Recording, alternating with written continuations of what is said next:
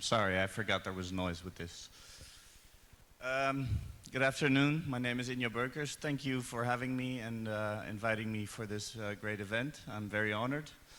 I am president of the World UAV Federation Netherlands chapter, but also director of the company called DB2 Vision. We produce camera technology for UAVs. In the very first part of our company, we focus mainly on agriculture, and that's something I would like to talk to you about today. To give you a little bit, is it starting over now? Okay, sorry. To give you a little bit of the company background,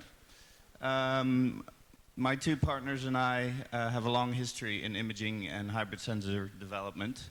Motion imaging in the international shipping industry. One of my partners is the co-developer of the USB 3 vision standard. The other partner is the developer of the car navigation system. I've myself was on the forefront of multispectral imagery through prism technology, which basically is a piece of glass that diffracts light into different directions, so you can place multiple sensors onto a camera and have one optical path. The last 6-7 years, two of us have been involved in UAV imaging, especially in agricultural. One of our first projects was actually analyzing data for vineyards in Spain and crop usage, whether it was healthy and what we could do about that. That went further into hyperspectral imagery, which is still somewhere in its early stages of development for volume usage. We've always been on the forefront of new technology, and although that is very interesting, the three of us also had an idea to become more relevant today rather than tomorrow. And when we formed our company, we basically asked ourselves, what do we want to keep doing? Inventing the next best thing for tomorrow, or perfecting available technology and making a difference today? In the end, we made that choice to do the latter. And the reason, one of the things that sparked it was a couple of years ago, I was invited for a lecture in the United States, and someone else showed a video that really sparked my interest. At that time, we weren't involved in agriculture all that much yet. And I brought that video with me. It's about 3 minutes, and it gives you a little insight on the development of the world and the need for agriculture in that. So I'll give you 3 minutes to watch that, please.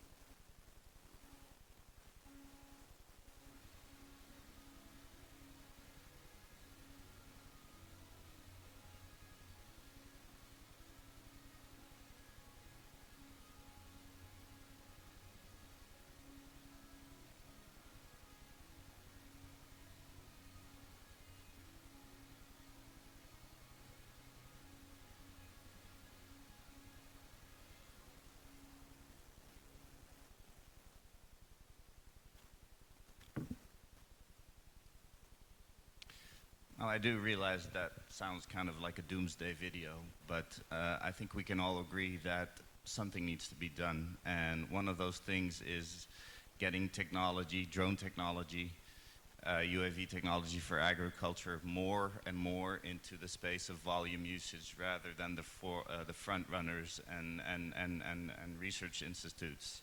And that was what our little piece of the pie that we try to do, is to get that on the map of the volume user. But how do you really reach the end user, which is either the service provider through UAV usage or actually the individual farmer? How do you find volume market maturity? So I broke that up into a couple of aspects. One of them, of course, is scientific progress. There's still a lot to be learned. There's a lot going on research on agricultural imaging and how to gain better treatment of your land. But we already know quite a lot, and we can use quite a lot already.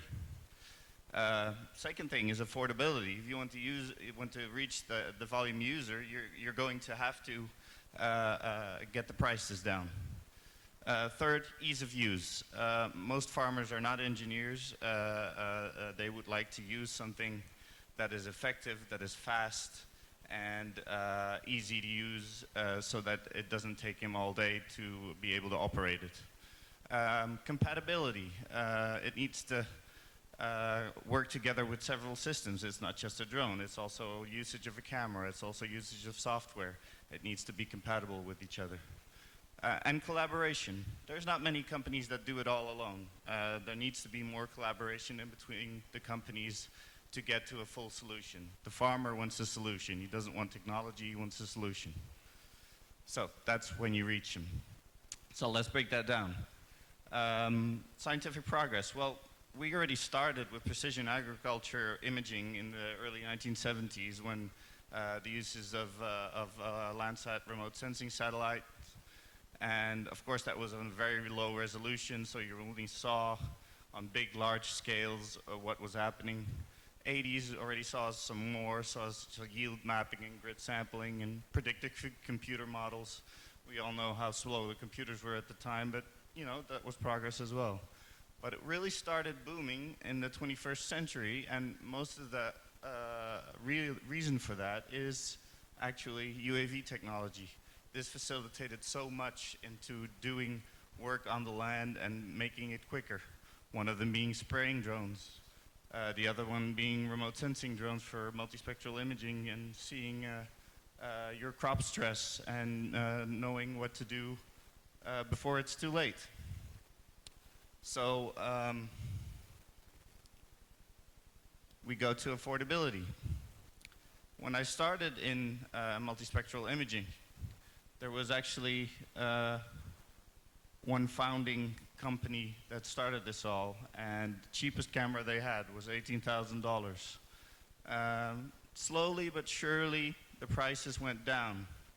And then this company called Parrot released this camera, which is actually really small, like this. So most drones can fly with it. Doesn't need a heavy payload.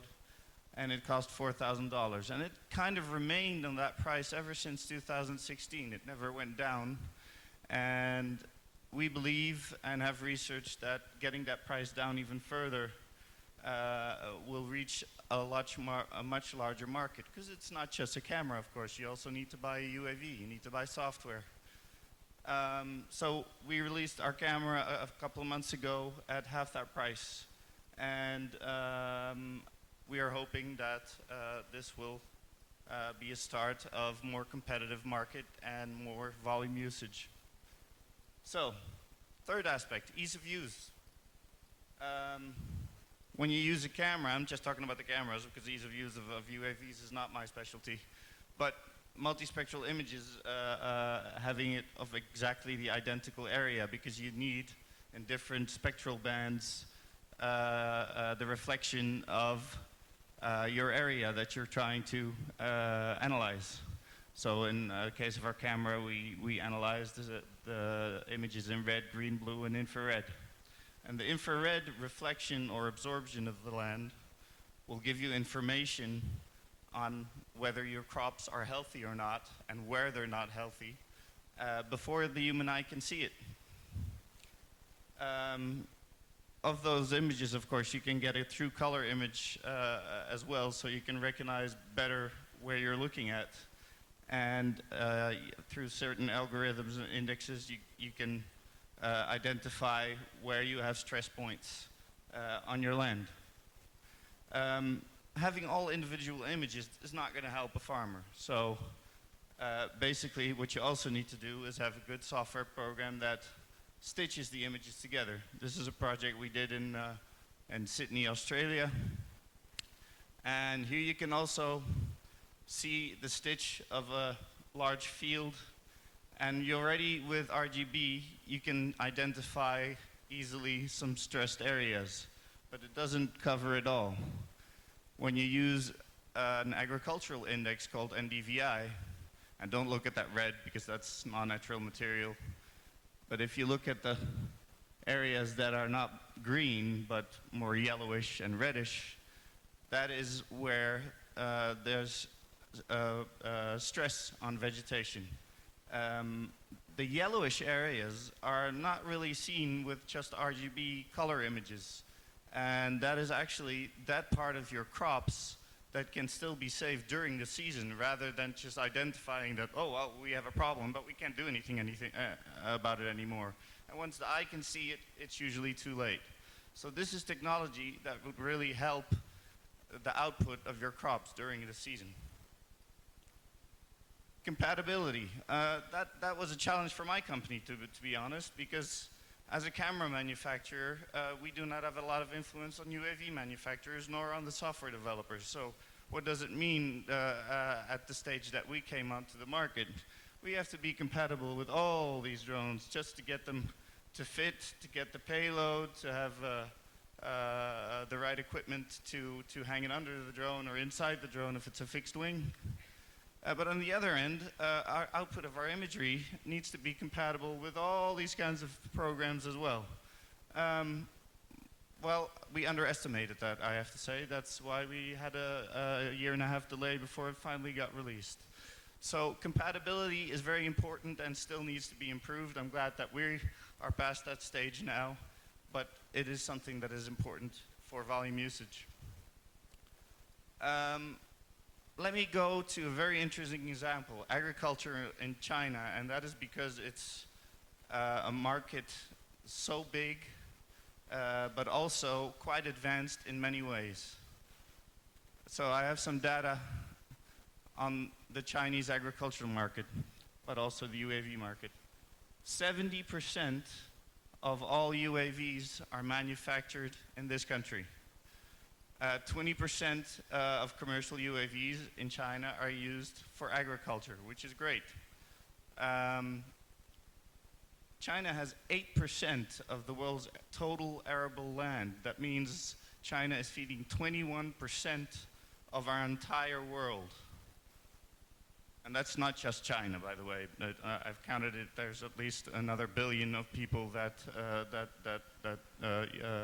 are fed with crops from China. So the total crop output, 900 billion US dollars, or 6 billion RMB.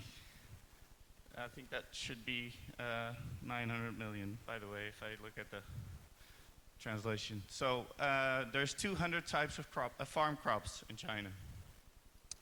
Now the downside, there are some downsides as well. China suffers from 2,000 types of insect pests and plant diseases, which amounts to a total loss of 24 million tons of crops due to pests and diseases. Let's go back to that movie where we see that our world is growing with 77 million people per year in entire Germany. If we lose so much tons of crops, and we're just talking about China, if you look at how much gets lost over the entire world, that could already solve a large part of the problem. Well, the use of pesticides and herbicides, of course, help minimize crop losses and secure crop yield, but overuse leads to soil degradation, wastes, financial losses. If you overuse it, which is also a problem here, your land gets to be less fertile and sometimes not being able to be used for years. Going back to that video again, that's going to cause problems.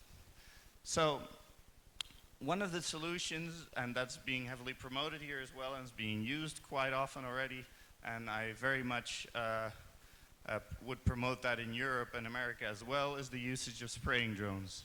Manual spraying can cover up to, well, 0. hectare per hour. A spraying drone can do about 3 to 13 hectares per hour. So it's fast, and it saves 60% of liquid crop protection products through manual spraying because of overuse. It's not enough yet, but it reduces a lot of the unnecessary over-application. But I believe we're not there yet. If you look at the Chinese market and the drone usage for agricultural imaging, you'll see 95% of drone usage in China in agriculture is crop spraying. Only 5% is imaging and data analytics. That is quite surprising. Why is it not being used that much here yet? Well, going back to the stitching of the imagery. Going back to this land, and hello? I think it quit on me.